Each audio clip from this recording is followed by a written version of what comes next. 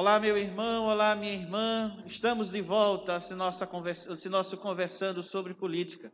E nós vamos dar prosseguimento à nossa conversa, né, recebendo mais um candidato, né, à Câmara de Vereadores da nossa cidade do Salvador. Com alegria que a gente recebe Kiki Bispo. Chega para cá, Kiki.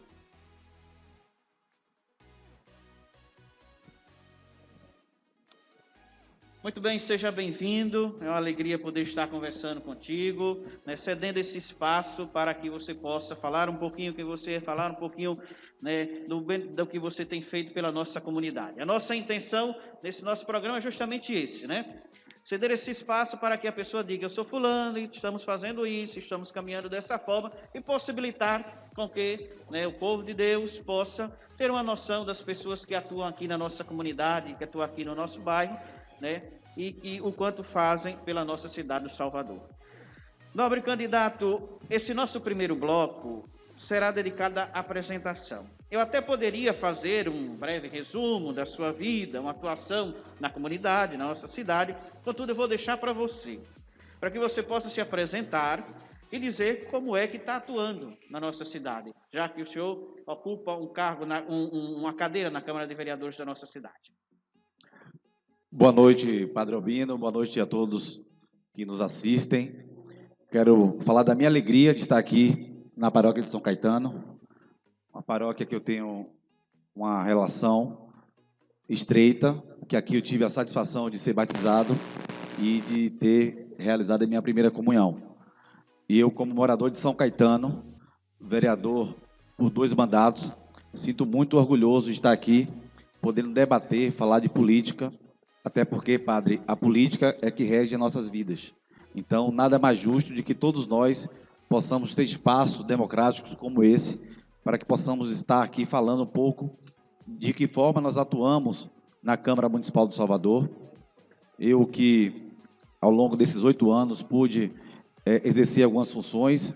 Por último, eu sou vice-presidente da Câmara Municipal, motivo de orgulho para mim, e, portanto, a gente está aqui no espaço cedido por vocês, é a oportunidade que a gente tem de falar para as pessoas, dizer o que nós pensamos a nível de cidade, o que nós pensamos a nível de São Caetano e o que a gente propôs ao longo desses 8 anos, e, claro, aquilo que a gente projeta para o futuro, né? Porque eu acho que todas as batalhas que a gente consegue vencer, imediatamente já surgem outras demandas e a gente tem que estar antenado, tem que ter a caixa de ressonância, que é o povo da nossa cidade, e para que possamos fazer aquele elo, para que seja muito mais curto possível, e a gente possa representar, que acho que esse é um grande papel do vereador, é representar as pessoas que delegam ele a função de exercer o mandato parlamentar, e através do mandato ele ser um instrumento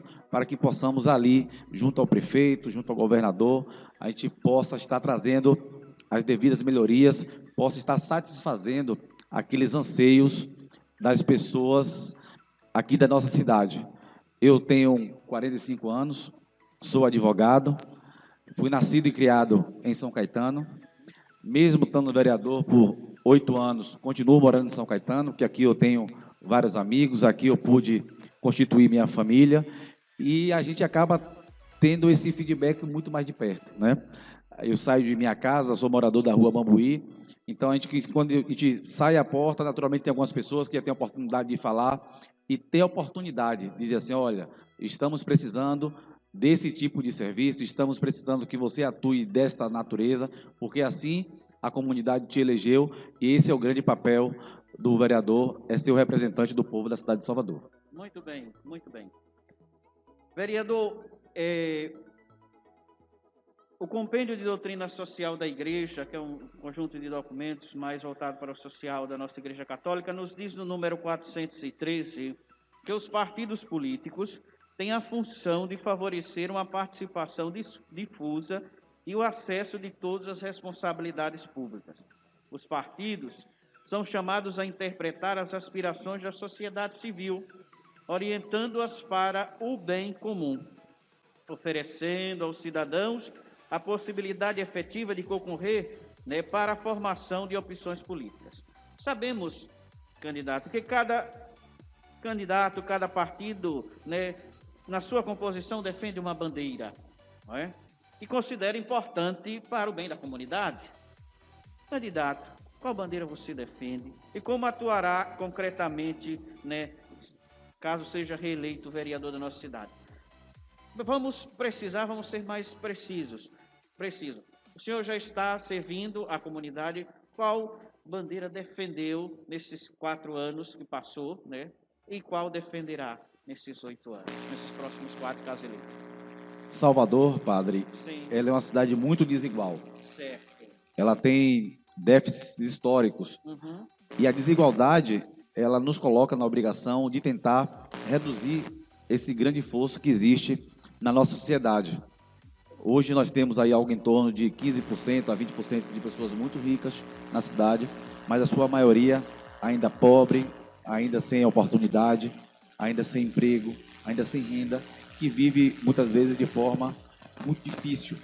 Então a gente precisa fazer com que a renda da cidade ela seja muito mais bem distribuída. Eu acho que esse é a premissa inicial que eu exerço o meu mandato com essa vertente. Até porque eu sou originário de bairro periférico, então a gente entende, a gente percebe, a gente vê de perto as dificuldades que as pessoas têm em se manter, em ter saúde, em ter educação. Então, quando a gente percebe que a Prefeitura Municipal de Salvador, um dos seus pilares, ela diz que 80% dos recursos da cidade elas são destinadas para os bairros que mais precisam, naturalmente a gente está fazendo justiça social. E uma das minhas principais bandeiras, e até porque eu sou fruto disso, eu defendo a educação. Porque não existe país desenvolvido, não existe cidade do futuro sem que a gente invista em educação. A gente precisa dar oportunidade aos jovens que possam ter condições de estudar, que possam ter alimentação adequada, que possam ter, na sua maioria, escola em tempo integral, para que elas possam estar aprendendo, se qualificando, porque o mercado, cada vez mais, ela exige isso. Às vezes, é comum a gente ver as pessoas ter oportunidade de emprego, ter emprego, a vaga de emprego, mas muitas vezes falta aquele candidato a qualificação devida para que ele possa ingressar. E a educação, ela abre portas, ela qualifica, ela bota o povo racional, ela bota o povo para exigir uma boa política, ela bota o povo para poder escolher devidamente os seus representantes, e assim a gente acaba irradiando para as outras áreas. Quando você tem uma conscientização política, que ela advém da educação, você qualifica o seu eleitorado e você exige das pessoas que estão representando que possam efetivamente cumprir o seu papel, que é exatamente obedecer às leis e fazer com que a justiça social seja promovida na nossa cidade. Portanto, a minha bandeira principal é a educação, até porque, padre, eu, como falei, sou formado em Direito, fiz FIES, sou formado pela Universidade Católica, e eu sei exatamente a dificuldade que a pessoa tem no bairro periférico de vencer essas barreiras. Muito bem. E o documento do Vaticano II, por meio da Constituição Pastoral Gaudium et Spes, Alegria e Esperança, no número 26 diz assim, uma sociedade só será justa se souber respeitar a dignidade de cada pessoa. Portanto, a ordem social e o progresso devem ordenar-se segundo o bem da pessoa. Sabemos que, para que se tenha dignidade, pensando no bem da pessoa, é necessário que todos tenham acesso a benefícios garantidos pela Constituição, mas saúde, educação, emprego, moradia, transporte público, qualidade, segurança. Vereador, como o Senhor atuou para garantir que o nosso município seja uma cidade cada vez mais justa? E caso sendo reeleito, como atuará, em favor do nosso povo, sobretudo os mais pobres, para que tenham acesso a benefícios que nós destacamos acima e assim tenham mais vida digna, mais dignidade? Exatamente, até com base naquilo que eu comecei a falar, que era a minha base política da educação, é justamente isso. Quando a gente exerce o mandato, a gente pensa em ser a caixa de ressonância das pessoas que depositou o voto na gente. Então, a gente ali é um instrumento, é um meio para que as pessoas possam externar aquilo que desejam. A cidade ela é muito desigual, as riquezas são muito mal distribuídas, então, naturalmente, você tem deficiências históricas na nossa cidade.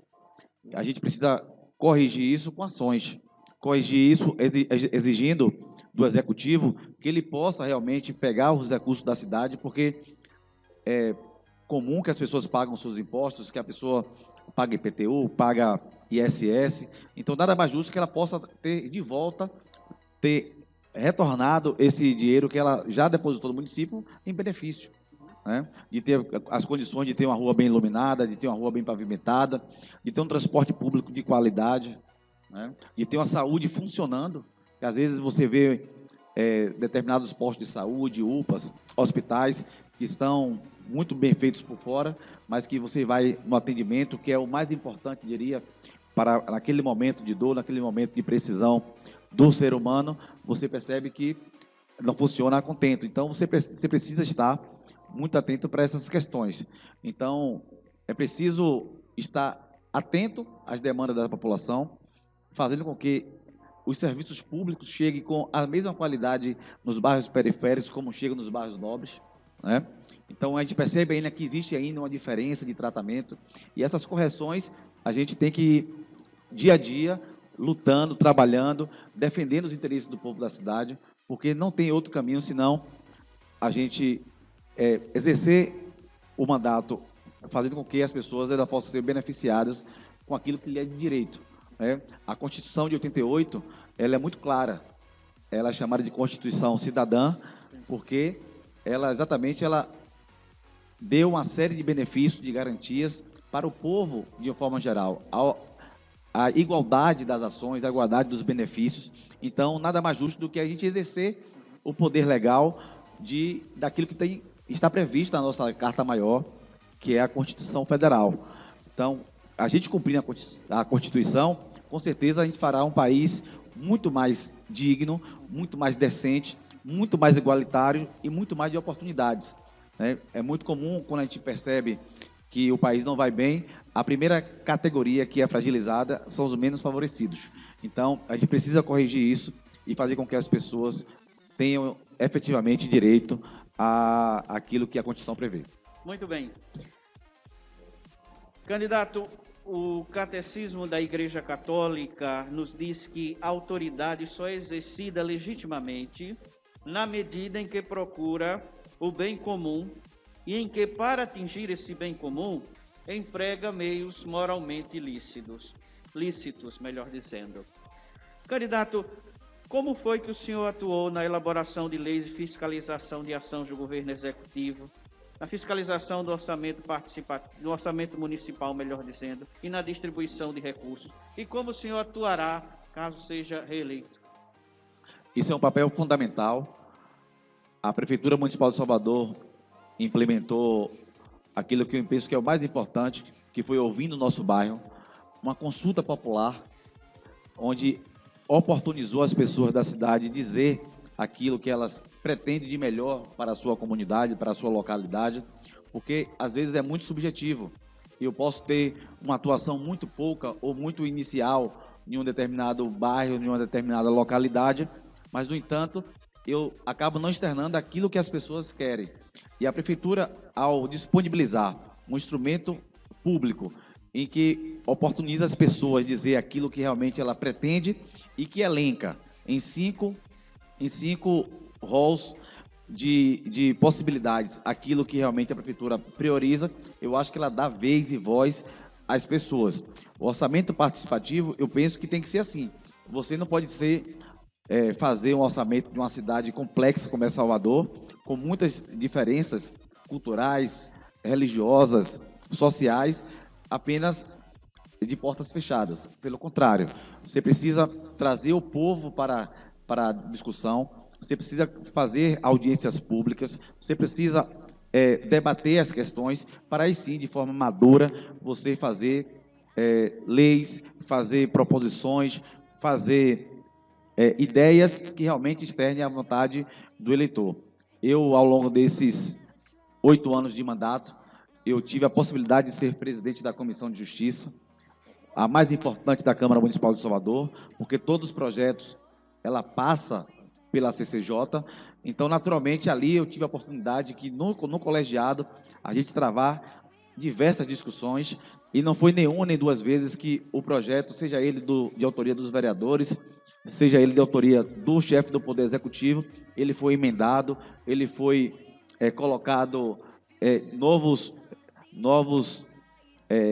termos legais para que pudesse realmente chegar à votação de forma madura.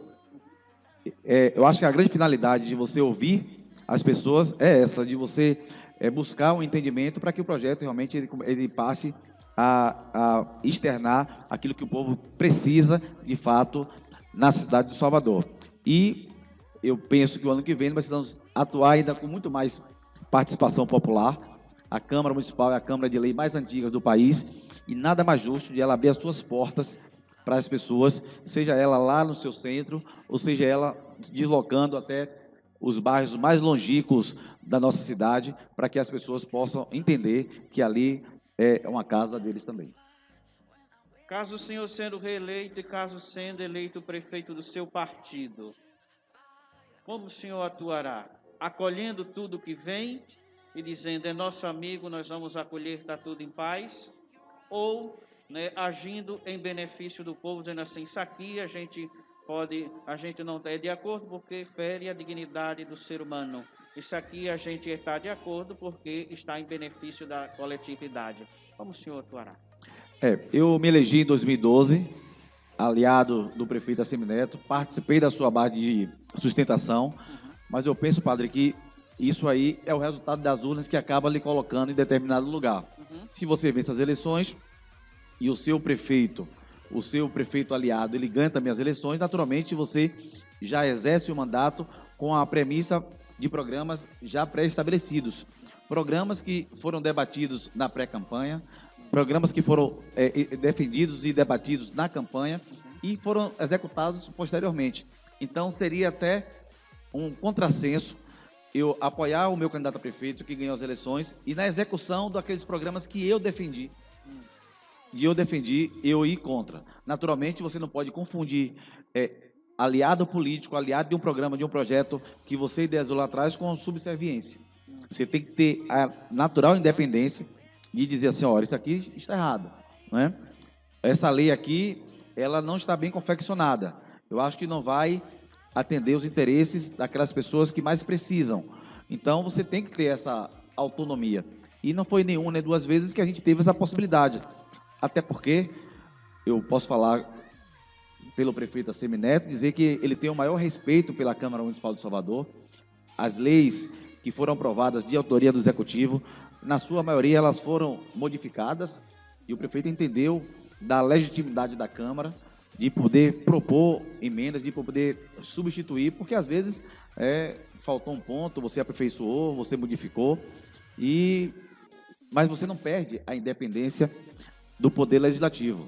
Você mantém a harmonia, mas você não deixa de ficar fiscalizando os atos, que é, para mim, uma das mais importantes funções do vereador da cidade.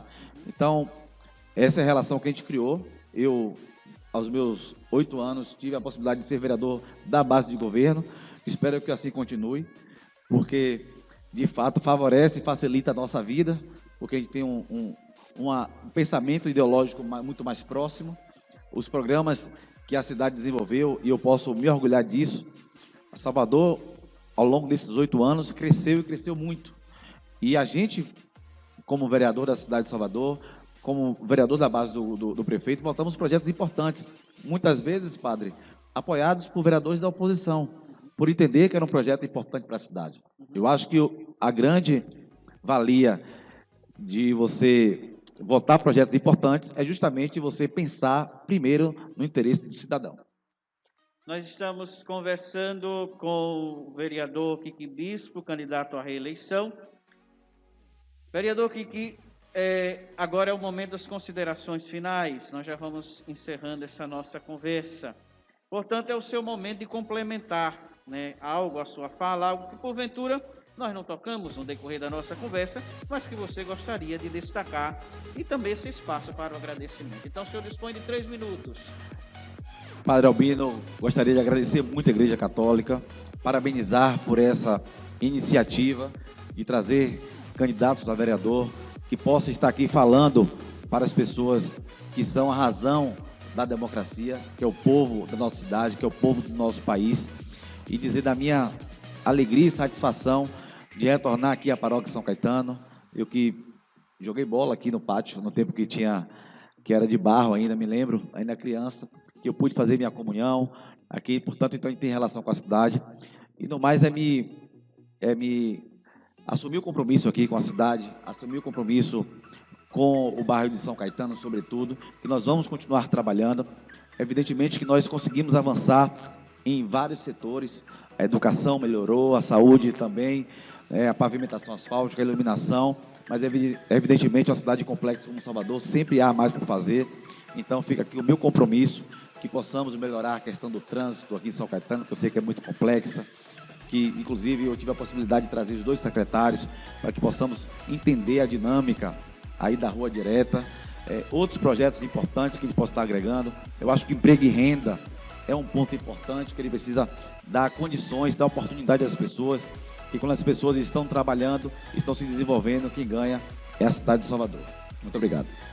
Muito bem, eu agradeço ao vereador Pipi Bispo, agradeço a você, meu amigo, minha amiga, que está nos acompanhando por meio das redes sociais.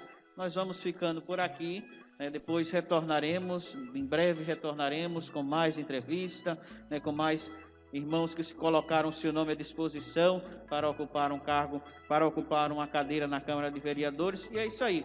A nossa função, como eu já disse a você, é justamente dar espaço a esses irmãos que nos procuraram, para falar um pouquinho, para mostrar o que tem feito, para se explicar, melhor dizendo, e para explicar ao povo de Deus, o que é, o que faz, e nossa função de igreja e também orientá-los. Vocês estão percebendo que estão vindo gente de vários partidos, porque a nossa intenção é essa, deixar com que cada irmão que nos procura possa falar e você, com a sua consciência, observando os candidatos, possa entender aquele que você deve confiar o seu voto, que é secreto, aquele que você acha que deve continuar ou que deve ocupar uma cadeira na Câmara de Vereadores da nossa cidade de Salvador. Até breve!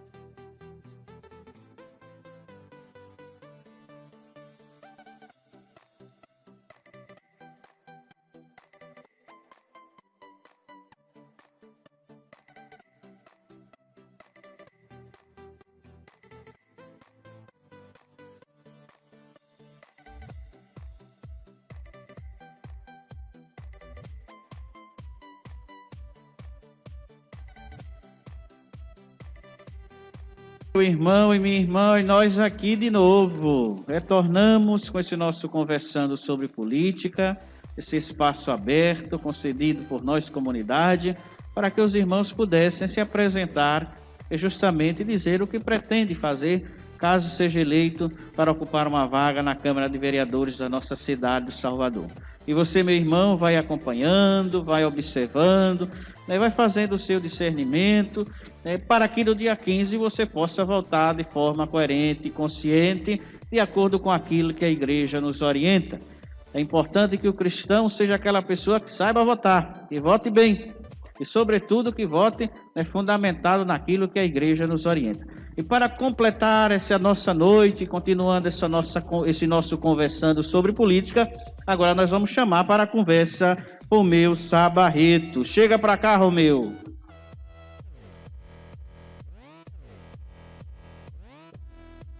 Boa noite, Romeu. Boa Seja noite. bem-vindo a esse nosso momento, essa nossa discussão sobre política. É um prazer tê-lo aqui conosco essa noite. Boa noite, Padre Albino Tiago. Muito bem, Romeu.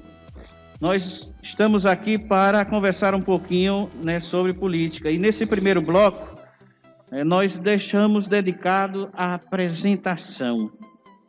Eu poderia fazer um resumo da sua vida, dizer quem você é, mas eu vou deixar para que você se apresente. Nada melhor do que a própria pessoa se apresentar.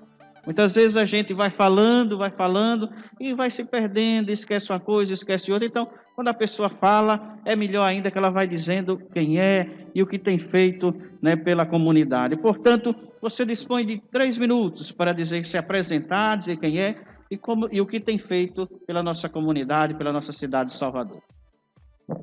Mais uma vez, boa noite, Padre Albino Tiago. Boa noite toda a comunidade do bairro de São Caetano. O público que eu represento são as pessoas com deficiência e demais soteropolitanos. Chamo-me Romeu Sabarreto, eu sou pai de criança com autismo, eu sou advogado, eu sou ativista na causa PCD, na causa das pessoas com deficiência. Nesse ativismo na causa das pessoas com deficiência, ao ter recebido o diagnóstico de autismo da minha filha, eu busquei entender todos os direitos dela, enquanto pessoa com deficiência, e acabei descobrindo uma grande oportunidade de luta por direitos, por dignidade, de todas essas pessoas que muitas vezes são colocadas até à margem da sociedade. Pessoas tratadas até com uma certa invisibilidade. E dentro desse ativismo, como temos atuado? Eu sou coautor de 4 projetos de leis, já, mesmo não sendo político ainda. Eu sou coautor do PL 3768 de 2020, juntamente com o deputado federal Otto Alencar Filho. Está tramitando na Câmara dos Deputados esse projeto. E depois de aprovado e sancionado, ele irá beneficiar mais de 1 milhão de autistas. O que versa esse projeto? A cobertura integral e sem limites de sessões terapêuticas anuais dos tratamentos dos autistas contra os planos de saúde. O PL 169 de 2020, que tramitou na cidade de Santo Amaro, já foi aprovado, que versa sobre a redução de jornada dos pais que são servidores públicos, porém pais de pessoas com deficiência, porque a jornada de terapias, juntamente com a jornada de trabalho, é uma jornada muito árdua e às vezes incompatível.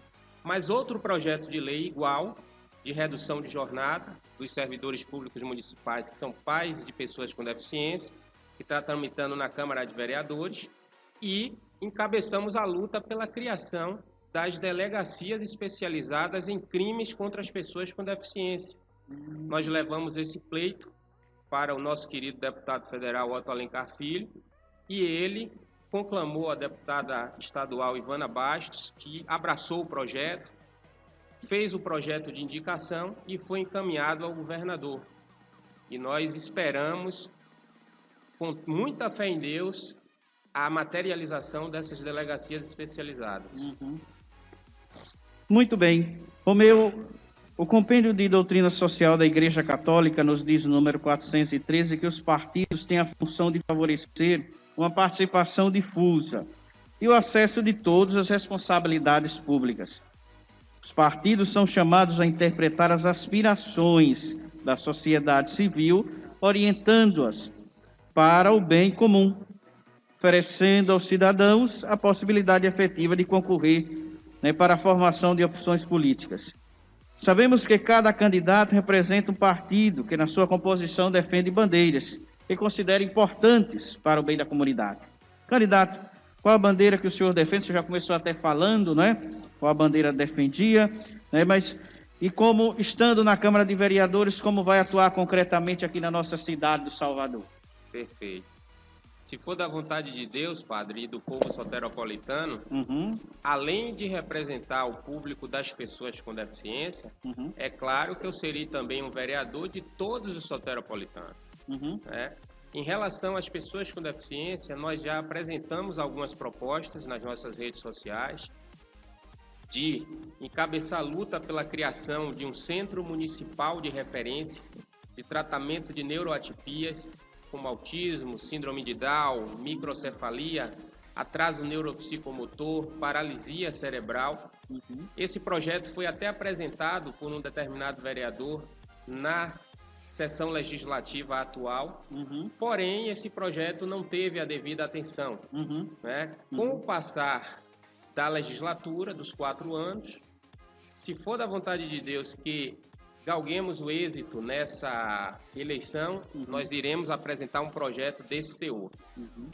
Apresentamos também a proposta da criação do relatório educacional inclusivo. Por que relatório educacional inclusivo? Porque as escolas públicas e particulares, apesar do Estatuto da Pessoa com Deficiência falar em monitoramento e fiscalização do sistema educacional inclusivo, essa prestação de contas ela não acontece. Então as escolas elas precisam prestar conta de que a inclusão realmente aconteça de fato, prestando contas sobre PEI, que é o plano de ensino individualizado, sobre a tecnologia assistiva para os alunos com deficiência, sobre a formação continuada de professores em educação inclusiva, não só os professores, mas também toda a equipe pedagógica, a questão também da contratação de empresas de assessoria e consultoria psicopedagógica, para que a educação inclusiva ela possa ocorrer de fato e de direito, porque no momento temos apenas na letra da lei. A gente precisa fazer valer essa fiscalização, esse monitoramento, para que a educação inclusiva ela ocorra de fato. Por quê? Porque a Convenção Internacional dos Direitos da Pessoa com Deficiência prega que a escola deve se adaptar ao aluno com deficiência e não o aluno com deficiência à escola. São algumas das nossas propostas. Muito bem, muito bem. Candidato, o documento do Concílio Vaticano II, o documento mais precisamente por meio da Constituição Pastoral Gaudium et Spes, que significa alegria e esperança, no número 26 diz assim: uma sociedade só será justa se souber respeitar a dignidade de cada pessoa. Portanto, a ordem social e o progresso devem ordenar-se segundo o bem das pessoas. Sabemos que, para que se tenha dignidade e esse bem das pessoas, é necessário que todos tenham acesso a benefícios que são garantidos pela nossa Constituição, tais como saúde, educação, emprego, moradia, transporte público de qualidade, segurança. Como o Senhor atuará para garantir que o nosso município seja uma cidade cada vez mais justa e o nosso povo, sobretudo os mais pobres, tenham acesso aos benefícios destacados acima e assim possam ter garantida a sua dignidade? Excelente pergunta, padre. A Constituição Federal Brasileira, ela traz todos esses direitos na cláusula pétrea. Ou seja, o que vem a ser a cláusula pétrea num bom populês? são aquelas normas que não serão mudadas de forma alguma. Ou seja, que traz uma obrigação do Estado de atender a todos aqueles direitos para que as pessoas tenham a dignidade humana garantida. E são eles: saúde, educação, moradia, transporte de qualidade, emprego. Se é uma coisa que traz muita dignidade, é a pessoa poder trabalhar para poder ter o seu próprio salário, para poder subsistir, para poder garantir suas realizações. Então, no tocante ao emprego, uma proposta que traremos na forma de projeto de lei é simplificar ainda mais a questão da criação e da regularização das empresas. Não é possível no Brasil ainda uma empresa, para poder ser oficializada, registrada e iniciar as suas operações, garantindo emprego para a população, ter toda essa documentação regularizada em 45 dias, 2 meses, 6 meses. Isso é um absurdo. Nós temos países da Europa que uma empresa chega a ser regularizada em 1 semana. Então, essas formalidades, uma vez reduzidas, ela garante mais celeridade na economia, garante mais geração de empregos, o que é muito importante. Uma coisa também muito importante é estimular projetos de leis para estimular a economia solidária nos bairros. As feiras populares, os artesanatos, incentivar também a população para que ela consuma produtos e serviços de empresários, de microempresários, de pequenos empresários do seu bairro, da sua localidade, inclusive também na realização de obras públicas, que o poder público priorize a contratação de pessoas naquele bairro que a obra está sendo executada. Isso também é muito importante, tanto para atender vários desses direitos. Muito bem, nós estamos conversando com Romeu Sá Barreto. Romeu, o Catecismo da Igreja Católica, no número 1903, nos diz que a autoridade só é exercida legitimamente na medida em que procura o bem comum e em que, para atingir, emprega de meios moralmente lícitos. Candidato, caso o senhor seja eleito, como atuará na elaboração de leis, na fiscalização das ações do governo executivo, na fiscalização do orçamento municipal e, sobretudo, na distribuição de recursos? Perfeita pergunta, padre. Com relação à elaboração de projeto de leis, eu vou apresentar o projeto de lei em relação ao relatório educacional inclusivo, como eu já falei. Vou apresentar projeto de lei em relação à formação continuada de professores e gestores em educação inclusiva. Pasme, padre, no Brasil, apenas 6% dos professores possuem algum tipo de curso em educação inclusiva. Ou seja, é o percentual da exclusão. Não é possível incluir um aluno com deficiência com um percentual desse de formação de professores. Então, nós vamos apresentar, se for da vontade de Deus, o êxito nessas eleições, logo nos primeiros dias do nosso mandato, o projeto de lei de formação continuada de professores em educação inclusiva. Não só dos professores, como também dos gestores e de toda a equipe pedagógica. Vamos apresentar também a questão do Centro Municipal de Tratamento das Neuroatipias, o Centro de Referência Municipal. Mas, Romeu, temos o Centro de Referência do Campo Grande, mas as estatísticas de nascimento de crianças com autismo e de crianças com outras neuroatipias só fazem aumentar.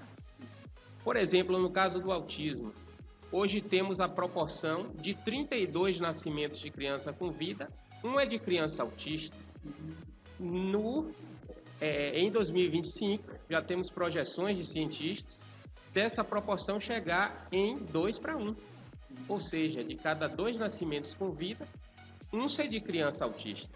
Então, demanda tem e muito.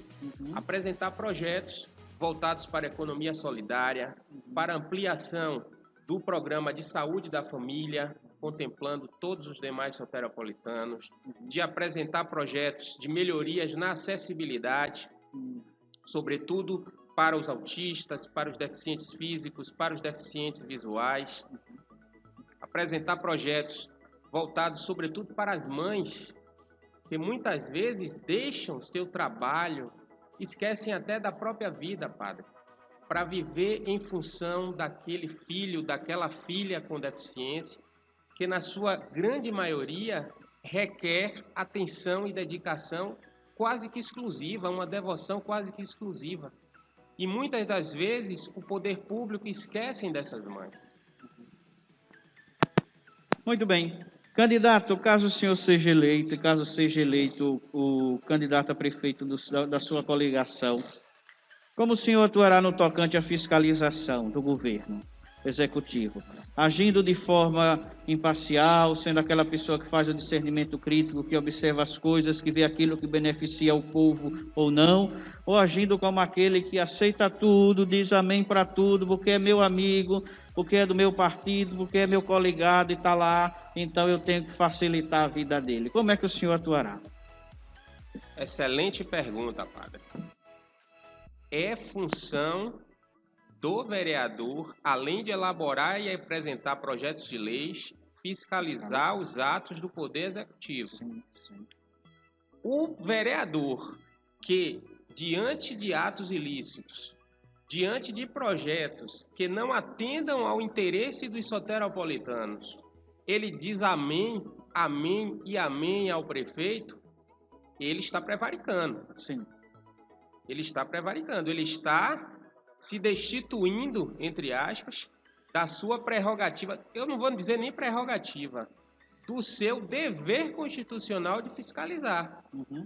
Então, se o prefeito errar no ato da fiscalização, eu não votarei a favor.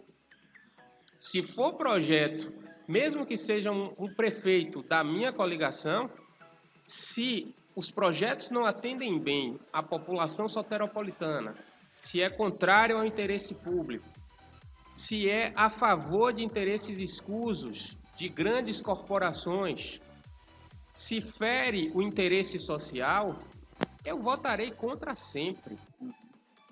Votarei contra sempre. E assim também, como, padre, se não for o prefeito da minha coligação que ganhe, e uma vez for da vontade de Deus, gosto sempre de repetir isso, da vontade de Deus, do povo soteropolitano que eu ganhe a eleição, se for um prefeito da coligação contrária, apresentando projetos de leis bons, projetos executivos bons em prol do povo soteropolitano, eu não vou fazer oposição irresponsável, não. Terá meu apoio também, independentemente de quem seja o candidato eleito. Porque o prefeito está ali, ele é o prefeito de todos os soteropolitanos. Assim como o vereador eleito, apesar dele ter uma representatividade em determinados nichos da população, em determinados públicos, ele é o vereador de todos. Então, se o prefeito for da oposição, mas ainda assim apresentar projetos bons para a cidade, bons para o povo, terá o meu total apoio, votarei a favor sempre. Muito bem, muito bem, muito bem. Nós vamos chegando, claro, ao fim da nossa conversa. O tempo, de fato, ele não perdoa ninguém. Candidato, estamos no momento das considerações finais. É o seu momento de complementar algo à sua fala, algo que porventura não tocamos no decorrer dessa nossa conversa, e como também esse espaço aberto para o agradecimento, para esse contato com o nosso público. O senhor dispõe de 3 minutos. Obrigado, padre. Para quem já me conhece, sabe desse trabalho em prol da inclusão que eu venho realizando já há alguns anos, desde o diagnóstico de autismo da minha filha. As pessoas conhecem o nosso trabalho de coautoria de projetos de leis, contemplando todas as pessoas com deficiência, não só os autistas. Conhece também o nosso trabalho voluntário. Eu tenho um trabalho voluntário, padre, de atendimento jurídico gratuito das pessoas com deficiência carentes, pessoas com câncer, pessoas com doenças raras. É claro que no decorrer da eleição eu suspendi esse trabalho. Por quê? Porque não iriam faltar acusações de que eu estaria comprando voto, né? Mas após as eleições retornaremos com esse trabalho, que é de fundamental importância para a pessoa com câncer que não tem dinheiro para pagar o advogado, para galgar medicamentos que são de custo altíssimo, pessoas com doenças raras que fazem uso de medicamentos continuados e o Estado amigavelmente acaba não fornecendo. Essas pessoas, quando batem nas portas da Defensoria Pública, que é um trabalho maravilhíssimo, com defensores altamente qualificados, mas a fila dobra o quarteirão. E muitas das vezes a medicação dessas pessoas não pode esperar. Então, esse trabalho a gente vinha já realizando há anos. A coautoria dos projetos de leis também veio muito antes de eu sonhar em ser candidato. Porque as pessoas às vezes podem pensar, esse ativismo todo, essas realizações todas, veio porque ele quis ser candidato. Não, muito antes, vem há anos e anos e anos atrás. Então é sempre bom ter essa postura, padre. Outra postura que nós tivemos também, esse trabalho social que fazemos, nunca usamos de imagens das pessoas para estar se promovendo. De estar colocando em rede social as pessoas falando que recebeu ou deixou de receber tal benefício.